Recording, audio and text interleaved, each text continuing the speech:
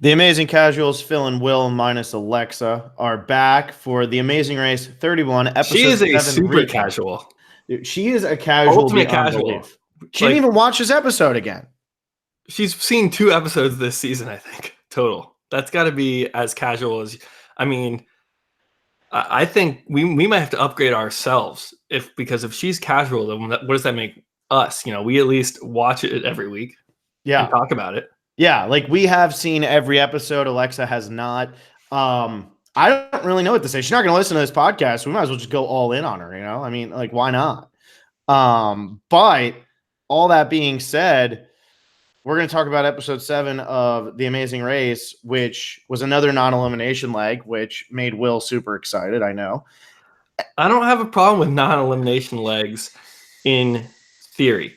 It's not the non-elimination that bothers me. It's the punishment for the team that gets last place. I don't think the punishment the speed bumps don't make up for getting last place, which usually equals being eliminated from the entire show. There's so much gravity involved with wow, if you finish last, you go home. Your shot at $1 million goes away. You are off of our TV screens, and then you get last place, and it's okay, make a snowball. It doesn't. The speed bumps don't come close to matching it, and I like that not every leg someone gets eliminated. I think that's suspenseful. I think that's interesting, and if you really set a team back at the start of the next episode, then I'm all for it. It's these speed bumps like Deuce of Laundry in the same place as the Detour is or whatever. That is where the issue is. I don't have an issue with non-elimination as an idea in general. So we'll see if next week the speed bump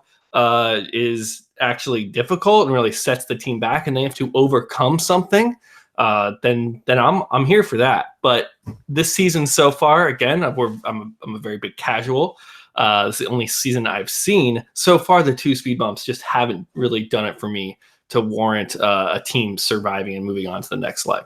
All right. Well, let me ask you a very important question then. I know you're saying that the punishment's not enough, but Nicole and Victor finished last this week. Is it enough of a punishment that you have to stand on a mat and listen to Rachel Riley talk to you after you think you've been eliminated before Phil tells you haven't been eliminated? Is that enough of a punishment? Because to me, that's honestly probably worse than being eliminated from The Amazing Race. I'd rather be eliminated from The Amazing Race than have to stand there and take Rachel Riley's shit for God knows how long. There's no way you're actually serious. No, I'm trolling, but Jesus. I mean, I get what you're saying. It's that's not a valid question. So I'm not going to. It feels valid in my head though, because like I said, Rachel Riley is she just tied the record for most Amazing Race legs. Next week, she's going to break it. I've watched, for as little Amazing Races I've watched all 31 legs of Rachel Riley's Amazing Race time. And I'll tell you what, it gets old. And oh God, this was such a frustrating week. I was very happy that Nicole and Victor got to stay after the reaming they were getting on the mat. Poor Nicole. And but this was a mess of a week. And look, I get why Rachel's on these seasons. She's insanely she creates an insane amount of conflict. That's what she does. That's what she's very combative. That's the word. That's the word. But she sits there and she causes arguments. She argues with everybody. She lies to everybody. And then she blames everybody for them being the ones who are bad people. And this week she thought she really got over on Nicole and Victor. She thought that they were getting eliminated. My favorite part of the episode is Chris and Brett's faces as Rachel is just going in on them. And then when they find out that Nicole and Victor are still in, Chris is just smiling the entire time. And Brett just keeps raising his eyebrows why am I still standing here? It's absolutely incredible. Yeah, that's actually come up a few times this season. I remember earlier it was in one of the airports. I think it was Team Fun and the Riley sisters bickering. And Chris just looks to the camera with his eyes wide. I don't know what's going on. I don't know what I'm doing here, and what's really funny, you had said this, when I saw you in person. Phil and I sometimes see each other in person, actually, not over the podcast. We don't live that far away. And he said it's what is so funny about Chris and Brett is that they would never be an Amazing Race team if it weren't for this theme season of Battle of Reality Stars. They're just not the typical team you would see on the Amazing Race. And I think that's why they're so funny and so refreshing. And obviously we're big fans of them. We got to interview both of them after Millennials vs. Gen X. that's awesome. But I think even without that, they're just they're so different from the other teams, and they're really fun to watch. Yeah, because pretty much with the Amazing Races, it's like woo girls and YouTube personalities. That's really what it is. And I mean, I think Tyler and Corey actually are YouTube personalities. But like Becca and Floyd, like they're great, you know. Yeah, they might not be on YouTube, but they should be. They are. No, they are. I think. Oh, they are. I think Tyler has like a really big YouTube following. Yeah. So like when I look at this, like these are like Rachel when she Alyssa swings down and she's screaming woo and Rachel screaming woo back. And then like Chris swings down and Brett just like claps for him. And Chris doesn't scream and like they don't care. They just want to win the race. And that's what's so interesting. I guess Colin and Christie are similar, but Colin's line of like, why don't we just all hold hands and like feel the energy? Like he's pushing it to be an Amazing Race character rather than anything else. Yeah, and they're a returning team. So if they're not Amazing Race material now, at one point they were, and they had like clearly he had a lot of blow ups and temper tantrums. So that he fits with that. They have Colin and Christie are great on this season. They're kind of I think Colin and Christie are going to win. It's just they've got this really good thing going, and a lot of times with these shows you see these kind of forced character arcs, but I'm fully buying that Colin is a changed man from his first season, even though I haven't even seen his first season. Like I'm all in on this. I'm all like, he really does seem changed, and it doesn't seem like a put on. And I'm sure a little bit obviously is a put on, like they're on a TV show here, but I do buy it. I buy their whole kind of trajectory. The thing is with Colin, from what I know about him and his insane blowups like in the past, if you have that much anger, you can fake it, but you can't hide the anger. Eventually it's going to come out. Eventually you're going to get mad. I mean, even Brett is somebody like if you watch his season of Survivor, Brett gets very angry like in season 33. And he starts like, I forget who he yells at, but I think it's David or something. Everybody's like, whoa, easy there or something. I forget who it is. But Brett, like, he's a very fun-loving guy, but still it comes out. And I feel like Colin has probably gone through anger management, probably gone through all these things, and you can't fake it 100%. And he is 100% right now. Like him getting out of the helicopter, doing the role, and acting like he's like looking for somebody to shoot, like he just got out of the an army helicopter. It's just like ridiculous. And I feel like back in season 5 or whatever season he played, he was probably like, Christy, get the hell off at the helicopter. We have to sprint as fast as we possibly can. I'm enjoying watching them. I think they're a lot of fun. We were talking about this when we saw each other.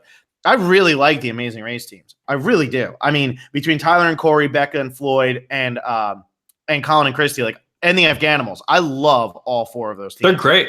They're just great TV. They're really fun to watch. They ham it up, but you still feel like you're getting a real person while they're hamming it up, and I really like that.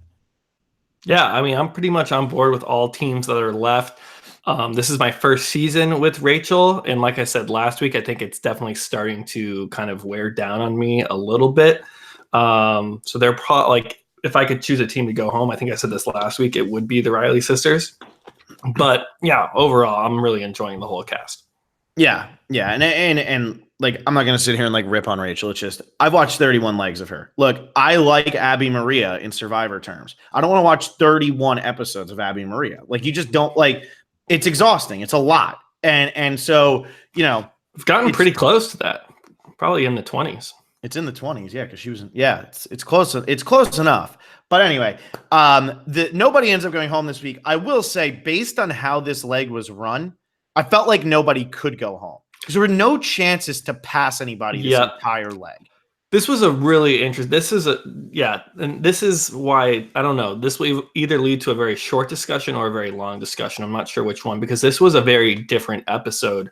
Like you just said, there was pretty much no once they ran up the hill, like that. I feel like the order from there was kind of set in stone for most of the race, and really the only time you could really pass someone was in the car, like at the very end, which is awesome. Like I like that. Like that's an actual race. Like you get in the car. But leading up to that, it was just like these beautiful set pieces, pretty much like action scenes in a movie. Like they were just awesome to watch. And I really enjoyed the episode, even though I felt like there's not much racing going on here. Cause everyone runs up and it's like, okay, they have to wait to do this like gorge jump, which was so cool. And like, holy crap. Like, you can't not do that for $1 million, but that's got to be scary. Yeah. Even like I'm not really afraid of heights, but I've never done something like that. Like that would scare the crap out of me. And they kind of tease that with jumping off the building in Dubai. And it's like, oh, they was like some VR thing. Like for them to actually do this and have to like really do something scary. I thought it was awesome. Like some really cool shots. It looked beautiful. And you literally have to go up there, get harnessed and wait in line. And then the next thing, it's like, okay, canyoning, which is very similar. You're going to have to wait in line, go through a bunch of like checks. Mm-hmm. And then with the whole like funicular thing going up that, well, we got to talk about that. Yeah. Then you got to wait, and I don't know. There really wasn't time to pass people here. There was no way to pass people this entire episode. So like, I mean, so like the non-elimination makes a lot of sense. The non-elimination saw it coming, so I was like, man. And especially when it was like, man, are Nicole and Victor really going to go home? Like, I feel like if they were going to get eliminated, we would have seen, I don't know, some closure on them, because they were a big team. They've been a really big team this whole season. It felt kind of abrupt. Like, holy crap. Like if the Riley sisters had gone home, it would have made sense. Brett or Chris going home. Brett and Chris would have also made sense. But out of nowhere, for like this really top front running team, I think we would have seen more. And yeah, it makes sense that out of all episodes, this should be the non-elimination leg. Yeah, I have to say, for Nicole, my God, like I feel your pain the entire time. I hate heights, like hate heights, cliffs, screw that. I hate it. I mean, she has to jump off the thing. I mean, like you said, you have to do it for $1 million. Like I could just close my eyes and step off. The worst part for me would be the waiting. Like actually standing there. Like I've done like, obviously not as high as that, but like you do like the rope courses up in like the Adirondacks and stuff. And like you get pretty high up there, and it's the waiting when like you get to something where you have to like, there was one thing you had to swing on a rope to get to a net. Well, it was one person at a time. And now you're standing there and you're waiting and you're waiting and you're like, oh my God, now I can actually realize how high up I am, what I'm doing. Like, why am I standing here? And your mind starts racing. So that would have been the hardest part for me. And I totally feel her pain of like, oh my God, I don't know if I can do this.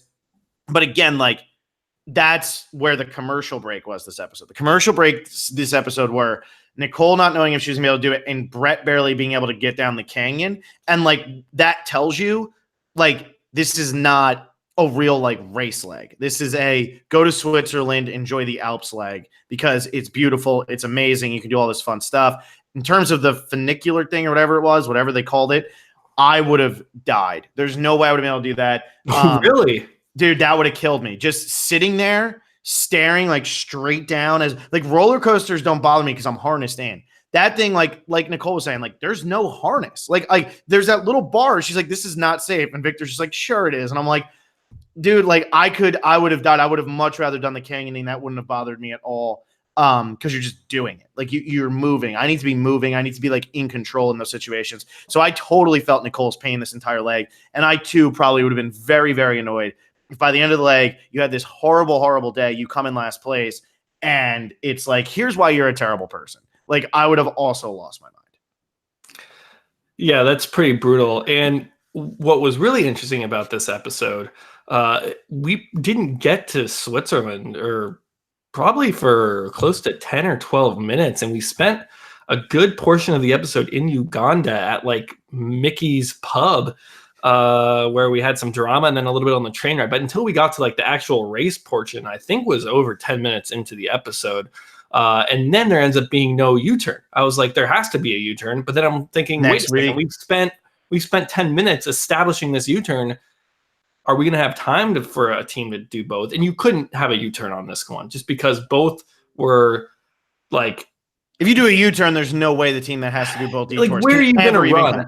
It really feels like this was like, okay, because a lot of the race is very fluid where it's like, okay, the teams can go do what they want. They have to finish this, build this, collect that, go fishing, steer this boat, go collect wood, things that you can actively do. And it seems like for a lot of these stunts, like you have to wait for the funicular, get it all prepped, have it. I mean, they're running that.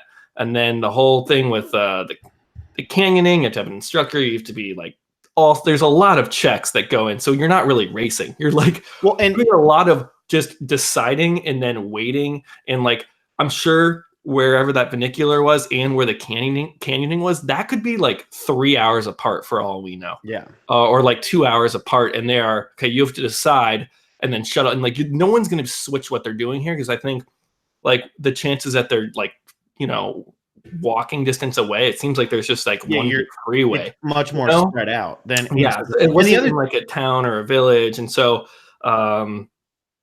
the other thing that you said was, the only place that you could really race was in the cars. But on these 2-lane mountain highways, there's no way that they're letting them pass on the left on these curvy roads while there's cars coming up. Like, that's just unsafe for the people of Switzerland. So there's really, even there, like the Riley sisters could not pass Chris and Brett while they were driving on those roads. So yeah, like this was clearly going to be a non-elimination. Like I'm okay with it being a non-elimination. Like it was fun to watch. It was pretty cool. But like, if you eliminate a team on this leg, it's like you sit there and it's just like you just throw your hands up and it's like, well, there was nothing we could have done. Now, granted, Victor and Nicole did get lost and actually did come in last place, despite the fact that they should have never been in last place. Which is crazy. Out of like the one episode, I think every episode this season, they always do it where, okay, two teams are in, vying for last place essentially, and they'll cut to the mat and it's like, who's going to run up?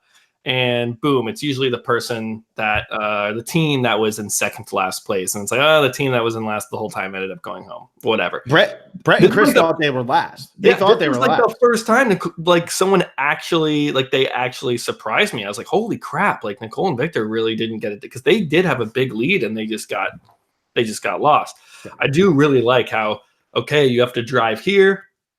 Your car is parked. It's a freeway that goes one of two ways.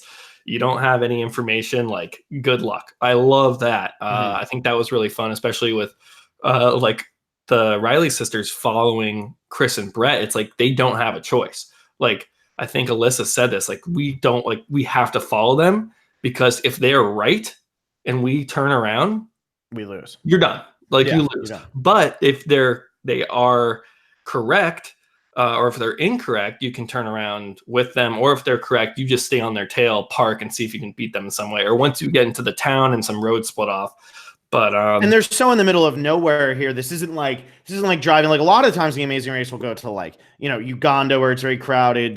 When they were in Ho Chi Minh was very crowded. Like they're in these very crowded areas where you can ask people. I mean, they went to Tokyo right at the beginning of the season. And it's like you're surrounded by people. You can be like, where do I go? Where do I go? Where do I go? Here it was like you're isolated. Good luck finding somebody who's going to be like, okay, yeah, this is where you go. It's really, really hard. So I did like this. This is a different type of episode. I wonder where they're going to go next, but this is a very different type of episode. I was a really big fan of it. I was a big fan that it wasn't elimination. I do want to go back to Uganda though, because you mentioned it when they were at that pub. A couple of great things came out of this because obviously this set up the episode. And I think that what's going to happen is the U-turn is going to come next episode. And this scene set up who's getting U-turned next episode. Which I think is going to be the Riley sisters because they're starting. It kind of has to be. They're starting in fifth place. Yeah, I feel like it has to be one of them. But I liked them all sitting down, and then Nicole and Victor's name comes up, and it's like, oh, Rachel and Alyssa were like, well, we don't want to U-turn them, and then like, well, what about Brett and Chris? And everybody was like, no, no, like we don't no, we don't need to U-turn Colin and them. Christie and Nicole and Victor, those are our like enemies here. Brett and Chris, those are the only two teams that can beat us. Like, don't worry about Brett and Chris; they're fine. Like, they'll be good. So I thought that was really funny, but it's crazy how like Rachel didn't just accept the lie. Like she could have just been like, this is what I said. And how many times when they're talking to Nicole and Victor, it's like, well, we overheard it and there were like 7 teams there. It was like, well, it was just us. So of course we were the only ones who heard it. And it's like, well, wait, which one? Like you're going back on your lie in the same sentence. It was bizarre because it seemed like the Riley sisters, they had a pretty good idea. They were going to throw Team Fun under the bus and say, Team Fun threw your name out, which was absolutely true. Mm-hmm. They had said multiple times, like Nicole and Victor, we want to U-turn them, or Colin and Christie. But they explicitly did say Nicole and Victor. And instead of going up and saying, hey, like we got this Big Brother alliance, just wanted to let you know Team Fun said this. Just I'm watching out for you. That's it. You don't need to like tell them, hey, U-turn Team Fun, because then it's like, okay, Nicole saw right through it. Yeah, we're not doing your dirty work for you. Like we know you have a rivalry with them, and And Well, then she's just a Big Brother player, though. And then to lie about it and be like, yeah, we overheard it. It's like, how does that help your case at all, saying you overheard it? If anything, saying, no, like I unequivocally heard, or they said to our faces that, Team Fun, they mention your name. This happened.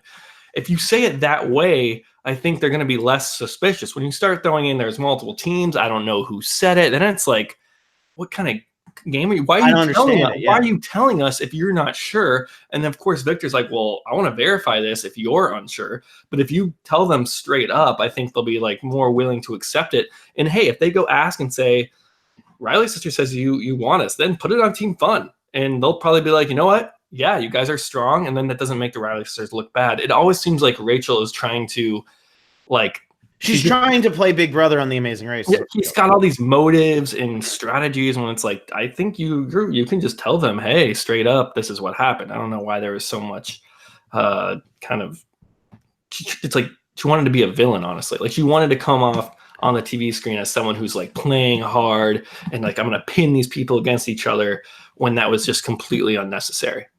Yeah, I just wonder, like, so, I mean, obviously, I've never met Rachel. I just wonder what she is like in real life, and if this is like an act because it's reality TV. Like, I wonder if she's playing up. I mean, this is her fifth season of reality TV. I think she played Big Brother twice and this 3 times. So this is her fifth. She win Big Brother? She won like an all-star type season, I think. But from all of my friends who like love Big Brother, they're not big fans of that season from the ones that I've spoken to. Because I'm always like, how the hell did Rachel Riley win? They're like, oh, let me tell you. And I'm like, oh, okay.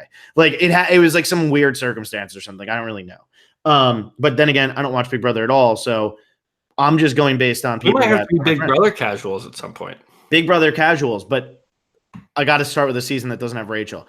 Sorry. I just can't do, I just can't do, it's too much. It's just too much. And like Alyssa at least is trying to be the voice of reason. She's coming in and she's saying like, don't do this. Like, why are you being like this, Rach? Like, why can't you just do it? And then like, they all hold hands and they're sitting in a circle and Rachel just like won't do it. And it's like, just do it. Like, who cares? No, she was holding hands. She just like had her eyes open and was like looking around and rolling her eyes, which I thought was great. That was funny. I mean, it's hilarious. I'm all in for the entertainment value, but my God. It's funny how many peace offerings we've seen. We saw trail mix from Team Fun. We saw like a blanket or a sweater from the Riley sisters at some point. We saw beers being purchased with American money in Uganda. That was a big surprise to me that they had American dollars and were buying beer. That was a peace offering. And then we have this like kumbaya holding hands peace offering of just like serenity and love. I like these peace offerings. It seems that we're like 0 for 4 on if they are effective. Like it seems like every team that gets a peace offering is like, yeah, this is BS. I'm going to U-turn you as soon as I can. Yeah, I mean they're all. It's weird because the teams who have gotten the peace offerings, I feel like that's what it's come down to. But they've needed peace offerings, but there's a reason that they also needed peace offerings. You know what I mean? So like, I think like Tyler, what was it? It was Tyler and Corey sitting there talking to the Afghanimals. I could see the two of them actually working together because they like each other and they know like, hey, we're honestly not each other's biggest competition. Like Colin and Christie are much better. Nicole and Victor are running a great race. But like, if you're making a peace offering to the Riley sisters, like there's a reason you need to make a peace offering to the Riley sisters because they're confrontational. And then they're most likely to go against it because, you know, like you said, Rachel's trying to kind of out strategize or whatever. So it's just really weird. And what's funny to me is that Chris and Brett have not been a part of any conversations, like at all. Like they're just there. And like, we actually got a pretty good amount of Chris and Brett last night or Wednesday night, whatever night it was. But like, they have not really been a part of these conversations. They've just been like bystanders. They're just always there. And I think it goes back to, they're not really amazing race people. They like, there's a reason they were cast on Survivor first and not The Amazing Race. Yeah, absolutely. And it's funny to see them kind of being in the background with all this going on. And I actually think it's working to their benefit. I mean, the Riley sisters brought their names up and everyone's like, nah, who cares? Mm-hmm. Don't worry. Like they're not, as if they're not playing that hard. Or maybe it's because they've already finished last in a leg and they haven't won a leg yet. That's probably. And Brett is super slow. So if it comes down to a foot race, you know, you're winning that. Yeah, exactly. This was another one where it's like, they have kind of the same skills and clearly they're not the fastest runners. And then you get to like who would be the one to jump off the canyon here? Like who's the obvious choice between Brett and Chris? And I don't think there is one. Yeah. And I think that's when we see just like Becca just goes. Right. And it's like someone that's like, you're doing this. Like this is right up here. This sounds like you. And I think it's like, well, both of us could either do this. And we bring that up a lot, but it's like they don't have. They're kind of just alternating. They're just going back and forth. That's what it feels like to me. They really don't have much of a plan. I mean, the best Brett and Chris moment of the season so far is them running up the mountain and Brett needing to give his bag to Chris so that Chris can run with it. And Brett's still trailing him and like huffing and puffing. And then they have that confessional where Brett's like, well, you were having a hard time with it too. And Chris is just like, well, yeah, I was carrying your bag. Yeah. like it's just like poor Brett, like, he's a survivor guy. He reminds me of Gimli from Lord of the Rings. It's like, we're sprinters, not long distance runners. Like, this is not for me. Get the hell out of here. I don't need this. Like, poor guy. Yeah. And I mean, Amazing Race, if we're going to look at these 3 reality shows, Amazing Race is without a doubt the most physical. Oh, yeah. Like you are on the move for a whole day, like 12 hours at a time, probably sleeping in different hotels every night, trying to get rest on planes. I mean, traveling, I take a plane for like 3 hours and I'm like, all right, I'm done. Like my day is over. I'm just going to go home and like, unless I have something to do when I arrive, I'm like, that's it for me. Like that was a big day. I traveled. So to be doing all this traveling and then doing all of these physical, even if it's not a physical task, just using your mind and then having to running from place to place, like that takes a huge toll. So it is funny to see a team that really would never be on the Amazing Race handle this, and they didn't come in last. So good on them, because this could have been like, because like I said, once it was running up the hill, that was the race right there. The order really didn't change because they had to get on the helicopter and everything. And that's the thing, like getting on a helicopter, like how many helicopters did they have? Like they might have only had one and we're just like flying people back and forth in the order and like telling like people to wait. I think this episode had so many logistics to go on with, like I said, harnessing people in, flying people on a helicopter, giving people cars. Like there's just a lot of like legal things I think that need to be taken care of. And there's not much time to get lost. Yeah, you can't go from one place to another on your own. I'm sure that was, covered. Like if you're going to go to the vernacular, did we see anyone running up to it or like getting there? Not really. So, I mean, it makes sense completely, non-elimination leg. And like you said, I really like this episode too. I wouldn't want to see something like this every week, but to go to a location that isn't a town with a market and a village, and it's, just outdoors and you're doing these kind of stunty like things. And yeah, it's not really a race. I think 1 or 2 of these per season is what you need, making a non-elimination leg and then move on. So I'm okay with this episode as a whole. I have a question for you though, before we move on to anything else. If the snow melts, is it still an Alp? That's a tough one. That's a brain buster right there. When I heard that live, I was just like, huh? Like the noise that the show then made where it was like boom, that's the noise that was made in my brain as soon as it was said. Like that was fantastic. Sorry, just had to do that before we moved on to anything else. They had that one, and then there's the ocean one also from that was back, yeah. They fell into the ocean. Yeah. It's like a stream. Whatever. But yeah, it's a weird. I like this, but also like this doesn't feel like a reality competition show. Like it's one thing if like more like Fear Factor. Yes, exactly. Because it was like everybody's going to complete it. If you're the last one to complete it, then like you'd get eliminated in Fear Factor. But like here, like that was not an issue. And I agree with you. It was just kind of like, okay, like, are you scared of heights? Well, jump. Are you scared of heights? Well, canyon down. Are you scared of like zip lining? Like whatever. I mean, I guess the only way that somebody could have made up time is if somebody didn't let go and the guy said to let go and they fall in the rocks. I think you have plenty of time. But like, it's just like that zip line, even like that's a logistics thing. Like you were saying, like that's one of those things that you can catch all the way up. Like Colin and Christie caught all the way up. They still have to wait until they are allowed to jump up onto that. Exactly. If someone's like waiting for 10 minutes because they're scared for whatever reason to jump and get the clue, at that point, and you're behind them, nothing you can do. Nothing You're not you can like they might even had a rule like, hey, no passing on this one, which is bizarre. If someone tells me that, a producer tells me that, and it's a race, no passing during this whole detour here. Is that what I it have is? a problem. Detour? Yeah, it's a detour. I would kind of be like, okay, this is probably a non-elimination. Yeah. Also, which detour would you have chosen? You know, this is something we talk about every week, and it's so hard to say because we don't know how much information they're getting. We have to imagine they're getting more than just the name. Like it was water power or water down. And I mean, this week it seemed like that's all they got. And I'm sure they got more, but because they give the audience the quick descriptions. This is water down and you got to go down the canyon. This is water power. All these, dams and reservoirs that give power to the country. And it's like, okay, I understand that, but how much do the contestants know? And I'm kind of at a loss of like what I would choose because I don't have the information that the contestants have.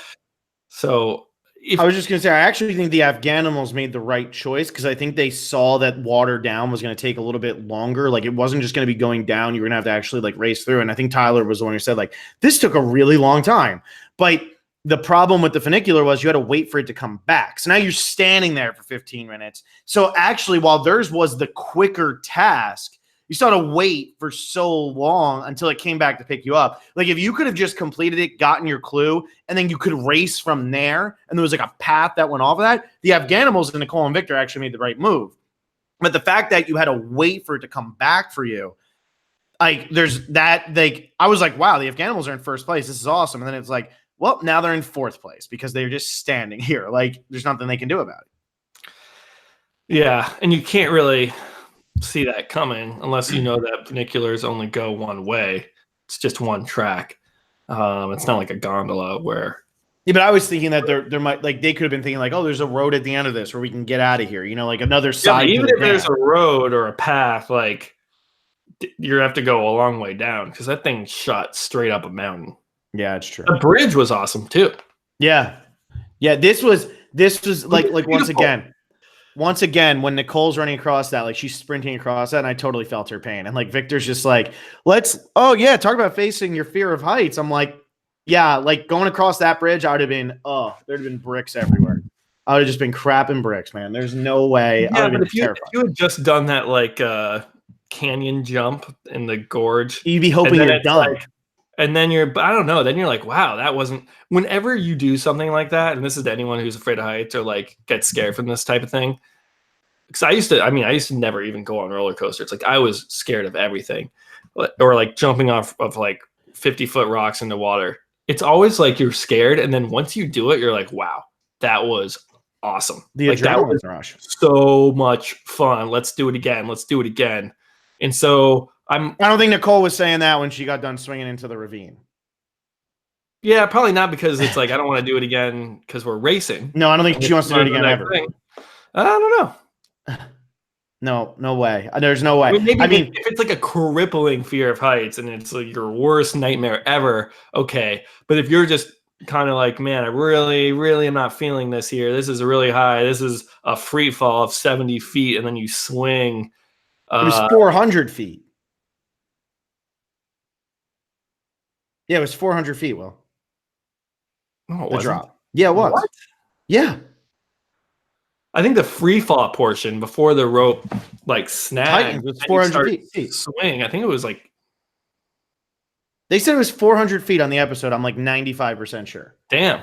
That's really, I mean, yeah. That's really high. That's probably 400 feet. Yeah. That's terrifying, man. I mean, 70 feet. That's like what? That's like 9 Chris's. Like, no, that was way more than 9 Chris's.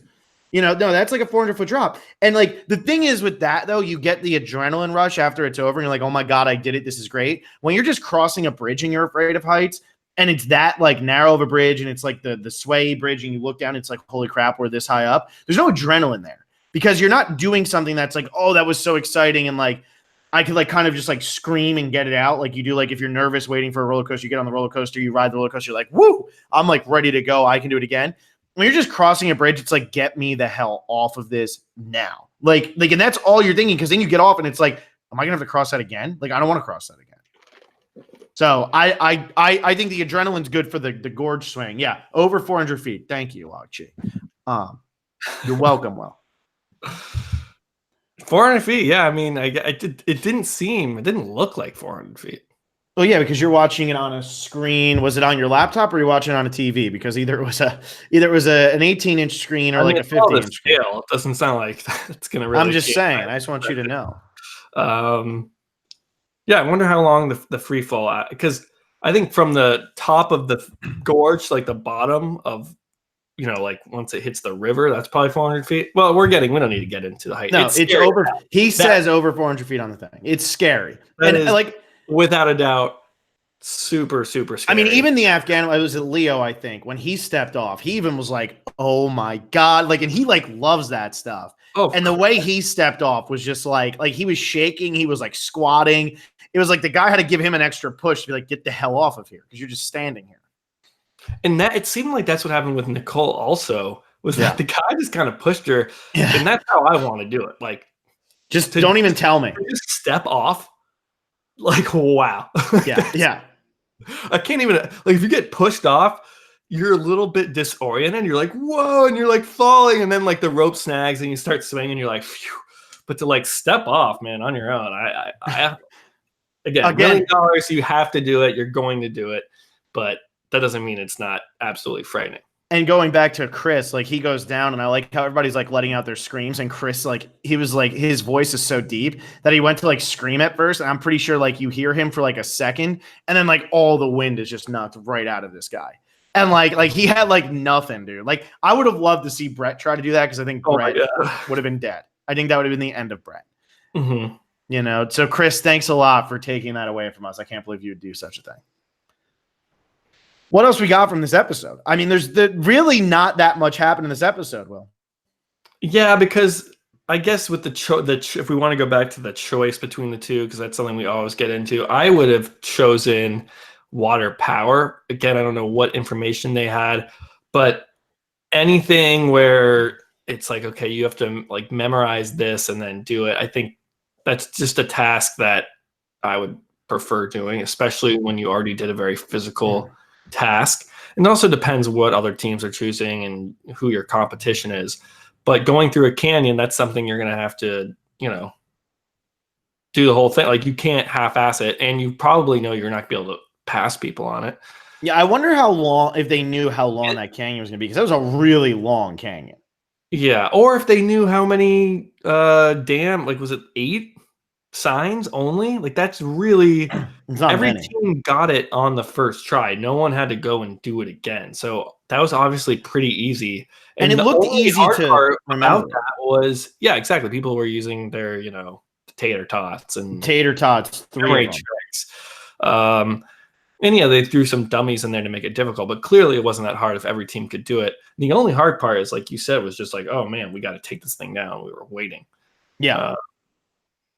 And yeah, not much. Just like I said, I usually say, is that when the teams are interacting with each other during the race is when the show is at its best. And I still believe that. And I did enjoy this episode, but very, very little interaction between the teams here.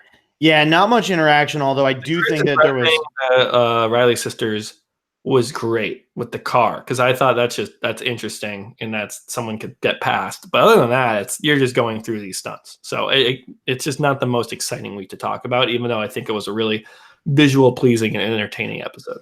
Yeah, it's just there's not much strategy to talk about. I mean, next week, what it seems like it's setting up is a U-turn is coming, and I feel like the Riley sisters are going to be the ones who are U-turn, because even if you like the Rileys, they're definitely being set up as the villains of this season. And like the Afghanimals have been set up as the villains of their season in the past. So, and Colin was obviously a villain in his season. So who's the hero? The hero of this, I would say it's I'd say Team Fun is probably the hero of this season. Or Nicole and Victor.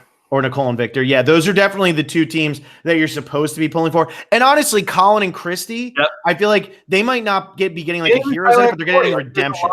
A lot of heroic players. But in terms of like who's a villain, Rachel and Alyssa are definitely the villains. And I feel like because we spent 5 minutes talking about a U-turn that never happened and all of the repercussions that came after that, and this is what happened, I feel like they're getting U-turn this week, especially since they're starting in 5th place and all 4 teams ahead of them are probably more than happy to U-turn them. Yeah. So that's what I think is going to happen. I wonder if they're going to stay in split. It would be great if they somehow. I mean, there is a big chance that everyone's equalized. Like that's. I mean, now I just accept that as the rule of thumb. Yeah. Like you are equalized at the start of every leg. So if that's the case, there's no reason why Rachel and Alyssa can't get there first and then have their pick of the letter who they want to U-turn. Which I think that's true. That would be really fun. And they would probably pick Nicole and Victor. Yeah, I think they would. Like, in their minds, they went out of their way to like watch their back and help them, and it kind of got thrown back in their face. Obviously, we talked about their execution was horrific on the way they went about it, but that's how they probably feel. Like, yo, we just like went to bat for you.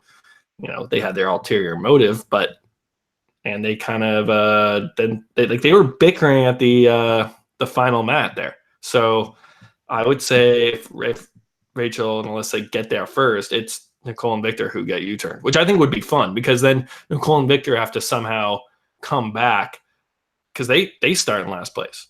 Yeah, and they have a speed bump and a U-turn. Yeah. So that could be a U-turn and speed bump, and then if they're able to overcome it and the Riley sisters go home, that's like dream come true. I didn't watch the preview for next week. Did you watch preview? Did it show where they were going? Are they staying in Switzerland or are they going somewhere else? I don't know. Well, that's why we're casuals. That's why. Yeah, we don't dissect the previews as we would on another show. On Survivor. Well, I mean, like that's like a 44-minute episode. Do we really need to try to stretch this, or is 44 minutes good with you? It won't be our shortest podcast. Alexa and I even did one shorter for this last season of Survivor. So, which episode was that? Oh God, it was the one where Fair Play had his party. Mm. Oh, or it was the one where that was a great episode. I remember. Yeah. Oh no, actually no, it was the War Dog one. It was the War Dog one. It was the Julia boot with the crazy tribal. That was the one that was super short. Because then I ran over to War Dog. I go run into War Dog. You're his little puppy. I'm his little puppy. So that was a really short episode. So this is already longer than that. So are you okay with just your 40 minutes of fame this time, or do you need an hour and a half? We've never got an hour and a half. I'm good with this. I think this is good. This is a weird episode. At the start, it was this was set piece after set piece. Like everything was awesome. It looked beautiful. Not much racing happening. Absolutely agree. Well, on that note, then maybe Alexa will watch a couple episodes. Maybe she won't. Something tells me she's probably not going to because we have so many. Her MO is she's just going to watch the one that she has to podcast about and nothing in between. I just don't know if she's even going to podcast with us, though, because we got a lot of podcasts coming up for Survivor. So I don't know if she's going to be, able to get away so many times. We're kind of ruining her lifestyle here. She's an out and about person, and I'm trying to keep her in every night to do interviews with Survivor players. So I don't know, man. It might just be you and me for the rest of the time. I know. I feel so bad for her. Don't you? I feel so bad for her too. I feel so bad for her that she's going to have to interview Victoria tomorrow. That's a bummer. She's going to hate that. So, yeah, anybody who... Yeah, that won't be interesting or enjoyable or fun whatsoever. Or compelling. Yeah, exactly. If you're an amazing race fan and you didn't watch any Survivor, I suggest you go and watch our War Dog Tell-All. It's 3 hours and 26 minutes. You'll get the entire season up till like 8th place. So if you're only an Amazing Race fan and don't watch Survivor, it's definitely a great place to start. 3 hours and 26 minutes of War Dog speaking. Alexa and I think we speak 6 times the entire episode. But if you're also just a huge Survivor fan, go listen to it. It's the only extra press War Dog's doing. It's going to be really, it's entertaining as hell. War Dog is something else. He even made his own intro because he insisted he get special treatment. But tomorrow, Alexa and I will be live with Victoria Bamundi from Edge of Extinction, doing an interview with her. Later in the week, Wentworth. Even later in the week, Lauren. Not from the Edge of Extinction. She was never there. Yeah, that's true. So actually, we're about to do 3 interviews, and 2 of the people didn't even go to Edge of Extinction. Wow. Although Lauren did pass out, so she was on the edge. But anyway, that's what's coming up this week. other than that, we'll probably be back with the Amazing Race episode 8 recap. Maybe this time we'll actually do it Wednesday night. We were all set up to do it last Wednesday night, and then something came up, and we just couldn't do it at 8 o'clock. But we're going to try to do it this week because otherwise I don't know when we'd fit it in. So hopefully this Wednesday doing episode 8 recap. Will, what else you got? Anything? I don't know if you guys have hit 5,000 subscribers yet, but like I said, I want the 5,000th subscriber to be an Amazing Race fan. We're close. Not even heard of Survivor. So if you're an Amazing Race fan, like, subscribe. If you haven't subscribed, just to like kick that number up. And I mean, we won't be able to know, but we are at 4,962. So yeah, be the 5. Maybe you can have a contest. 5,000 subscriber, get something. You get an Amazing Race clue. You get to listen to Will and I talk about the Amazing Race. A buff for the Amazing Race. I don't think there is anything. You get Brett's backpack. Yeah, I think the backpack is but they don't even have like official Amazing Race backpacks. So Chris will carry Brett's backpack to you and deliver it to your house. That'd be fun. That'd be fun. That's your treat. He carries it straight from Oklahoma. It's got Brett's underwear in it. Yeah, sweet. Hey, Chris has been waiting a really long time to hold my hand, so this is great for him. Okay. Love Brett. But anyway, we'll see everybody. If you're a Survivor, we'll see you tomorrow. If you're an Amazing Race person, hopefully we see you tomorrow anyway, but otherwise probably see you Wednesday.